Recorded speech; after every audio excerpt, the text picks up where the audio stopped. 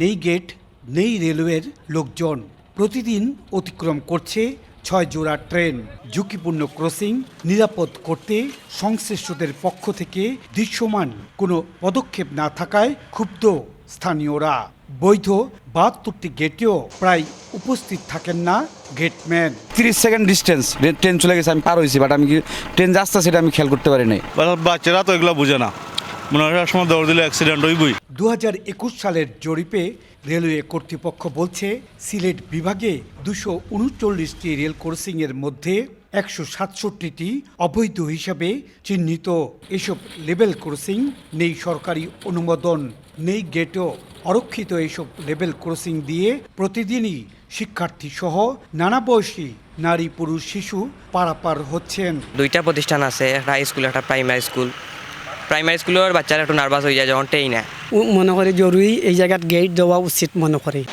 Serum ইউনিয়নের এই সড়ক দিয়ে প্রতিদিন শত শত যানবাহন ও জনগণ চলাচল করে থাকে। জনসাধারণের নিরাপত্তায় এই সড়কে একটি রেল গেট দেওয়া প্রয়োজন বলে মনে করছেন সকলে। বৈধ ও অরক্ষিত লেভেল ক্রসিংয়ে দুর্ঘটনায় প্রাণহানি সহ অসংখ্য মানুষ পঙ্গুত্ব বরণ করলেও টনক নড়েনি রেলওয়ে কর্তৃপক্ষের। তবে দ্রুত জনবল নিয়োগ দেওয়ার কথা জানালেন স্টেশন ম্যানেজার। অবৈধ রেলগেট আছে, ওখানে আমাদের রেল প্রশাসন চেষ্টা করেছে ওগুলো লোকবল নিয়োগ দিয়ে রেলের আওতায় নিয়ে আসার জন্য। তো যেহেতু এখন লোকবল নাই, সেই জন্য আমরা পারতেছি না।